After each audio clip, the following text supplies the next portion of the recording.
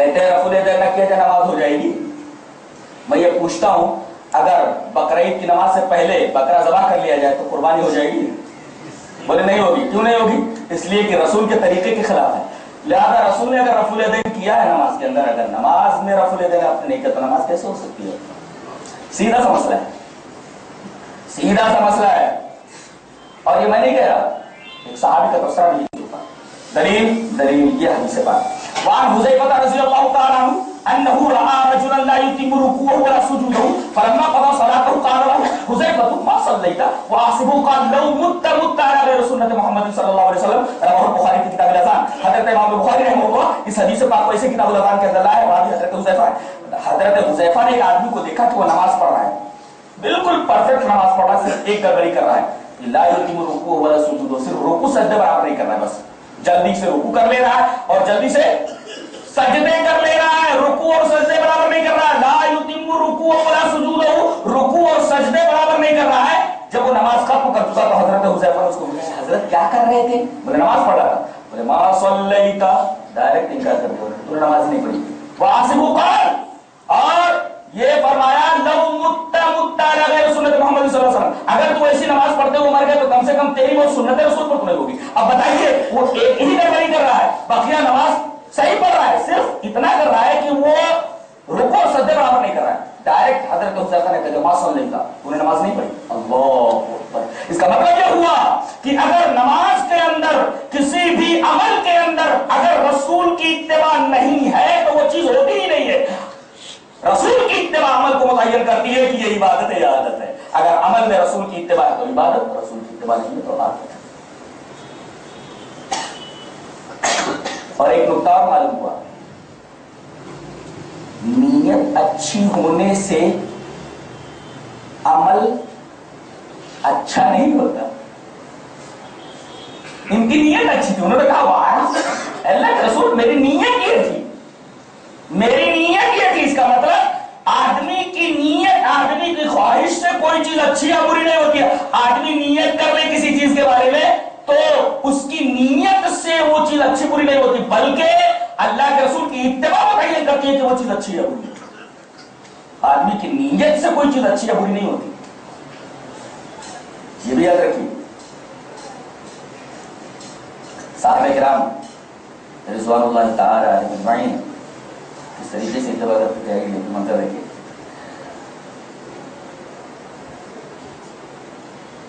حدیث وعن جابر رضی اللہ تعالی عنہ قال لما استوى رسول الله صلى الله عليه وسلم يوم الجمعة قال اجلسوا فسمع ذلك ابن مسعود فجلس على باب المسجد فرآه رسول الله صلى الله عليه وسلم فقال تعال يا عبد الله بن مسعود.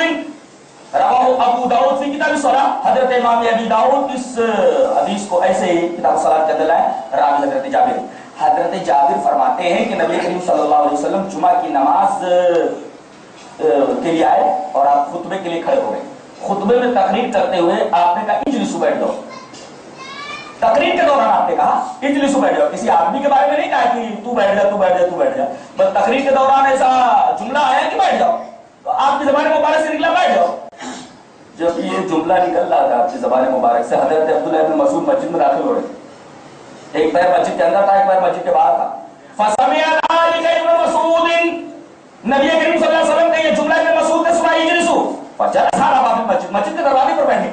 فجلس على باب المسجد، سننا تھا کہ مسجد کے دروازے پر بیٹھ گئے. نبی کریم صلی اللہ علیہ وسلم نے دیکھا مسجد کے دروازے پر کون بیٹھا. فرآہ رسول اللہ صلی اللہ علیہ وسلم ارے عبداللہ بن تعال یا عبداللہ بن مسعود، اے عبداللہ بن مسعود آگے آ جاؤ. کیا بات ہے؟ وہاں بیٹھ کے کہا کہ اللہ کے رسول مسجد میں داخل ہو رہا تھا، اچانک میرے کانوں میں آپ یہ جملہ آیا اجلسوا.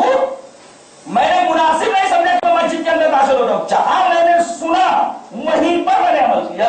یہ ہے سننا اور عمل کرنا. اللہ تبارک و تعالیٰ نے ارشاد فرمایا سورہ نور کے اندر کہ مومن کا طریقہ کیا ہونا چاہیے وہ بتائے. انما كان قول المؤمنين اذا دعوا الى الله ورسوله ليحكم بينهم ان يقولوا سمعنا واطعنا واولئك هم المفلحون. مومن ایک ہی بات بولتا ہے. انما كان قول المؤمنين، ایک ہی بات ہوتا ہے. کب؟ اذا دعوا الى الله ورسوله، جب اسے اللہ اور اس کے رسول کی طرف بلایا جائے.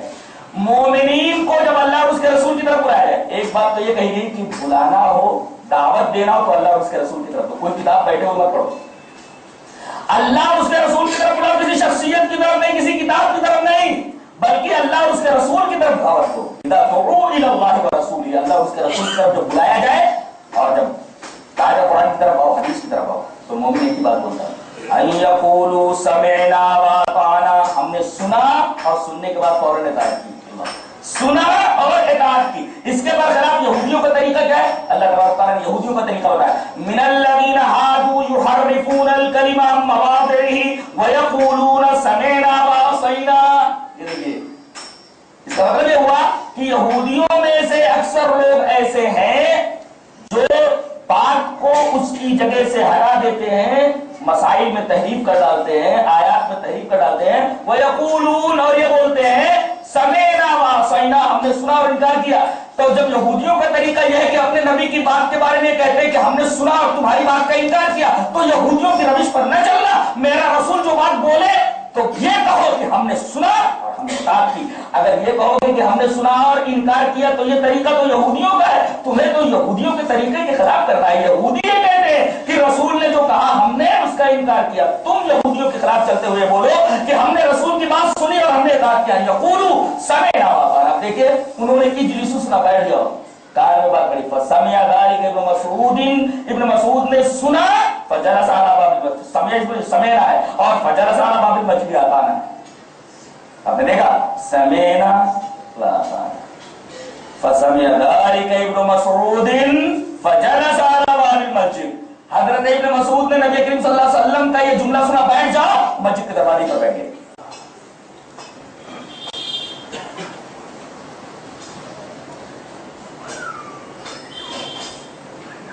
آدمی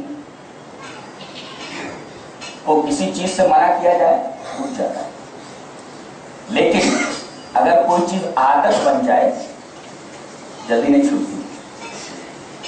جیسے آدمی کو سگریٹ پینے کی عادت ہو جائے نہیں چھوڑتا، بیڑی پینے کی عادت ہو جائے نہیں چھوڑتا، تمباکو کھانے کی عادت ہو جائے نہیں چھوڑتا.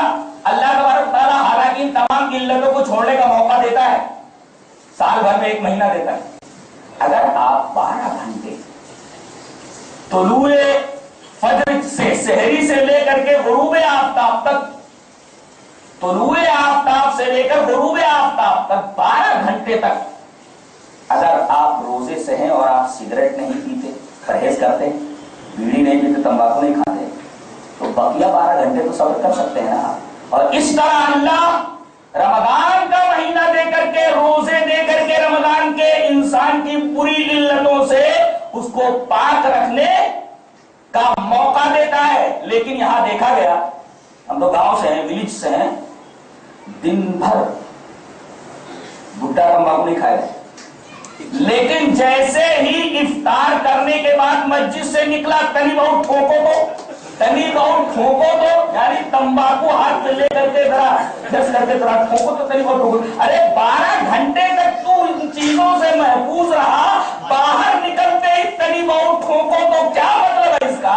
اللہ تبارک و تعالیٰ نے ایک موقع دیا تھا، وہ موقع سے نماز دیا. کوئی وہ کھڑا ہو کر کے بیڑی پی رہا ہے، کوئی کھڑا ہو کر کے سگریٹ پی رہا ہے، اور تمباکو کھانے کے بعد جب پھوٹا ہوا تو مرغی کا منہ ہو، لیکن مرغی کے منہ سے بھی اس طرح نہیں کرتا. حالانکہ جتنا برا اس کا مظہر ہوتا ہے، اس کی شکل کیسی ہوتی ہے، لیکن چھوڑنے کے لیے تیار نہیں ہوتا. آدمی کو اگر کسی چیز کی علت ہو جائے، اور خاص طور سے سگریٹ چھوڑ سکتا ہے، بیڑی چھوڑ سکتا ہے، تمباکو چھوڑ سکتا ہے، شراب کی علت جس کو لگ جائے نہیں چھوڑتا، نہیں چھوڑتا. لیکن صحابہ کرام کو دیکھیے، اللہ عادت بن گئی تھی، شراب ان کی گھٹیوں میں پڑی ہوئی تھی. لیکن ذرا اتباع دیکھیے، حدیث اس طرح. وعن انس بن مالک رضی اللہ تعالی عنہ قال كنت اسقي ابا عبيدة وابا طلحة وابي بن كعب من فضيخ ذهب وتمر فجاءهم آت فقال ان الخمر قد حرمت فقال ابو طلحة رضی اللہ تعالی عنہ قم یا انس فاحرقها فاحرقتها. رواه البخاری فی کتاب الاشربہ. حضرت امام بخاری رحمہ اللہ اس حدیث سے بات ویسے کتاب الاشربہ کے اندر راوی جیسا کہ معلوم ہوا حضرت انس بن مالک ہے. حضرت انس بن مالک فرماتے ہیں کہ ابھی شراب حرام نہیں ہوئی تھی، میں ابو طلحہ کے گھر میں تھا، وہاں حضرت ابی بن کعب مشہور قاری قرآن، حضرت ابی بن کعب مشہور جنرل، حضرت ابو عبیدہ اور اسی طریقے سے حضرت ابو طلحہ، یہ سارے کے سارے لوگ بیٹھے ہوئے ہیں اور میں سب کو شراب پلا رہا ہوں. تو اسقی ابا عبیدہ و ابا طلحہ و ابی بن کعب، ان تمام صحابہ کرام کو میں شراب پلا رہا ہوں، سب پی رہے ہیں. اور کھجور کی شراب ہے، کھجور کی شراب من فضیل خزاب میں تمر. کھجور کی کئی قسمیں ہوتی ہیں، ان میں سے زہر اور تمر ایک کی شراب تھی، بہت اچھی شراب مانی جاتی ہے. پی رہے تھے سب اور پلا رہا تھا. اچانک ایک آدمی آتا ہے، کہتا ہے ان الخمر قد حرمت، نبی پر آیت نازل ہوئی ہے کہ شراب آج سے حرام ہے. فوراً حضرت ابو طلحہ نے فرمایا اے انس اٹھو، یہ سراہیاں پوری کی پوری لے جا کر کے گلی میں اڑیل دو. اور گلاس کے اندر جو شراب بچی تھی، ایسا انہوں نے کہا کہ گلاس ختم کر لیا جائے، پی لیا جائے. فوراً حضرت ابو طلحہ نے کہا قم یا انس فاحرقها، اے انس اٹھو، سراہیوں کے اندر جو شراب ہے، گلاس کے اندر جو شراب ہے اسے باہر پھینک دو. فاحرقتها، حضرت انس بن مالک کہتے ہیں میں نے ساری شراب ان کے کہنے پر باہر دے دی. اللہ اکبر. دیکھیے عادت ہے، شراب بھٹی میں پڑی ہوئی ہے، لیکن نبی کی بات آئی کہ نبی کے اوپر آیت اتری ہے، نبی نے فرما دیا ان الخمر قد حرمت، شراب آج سے حرام ہے. عادت کو انہوں نے پیش نظر نہیں رکھا اور فوراً حکم یہ دیا حضرت انس کو کہ لے جا کر کے شراب باہر پھینک دو. یہ ہے اتباع.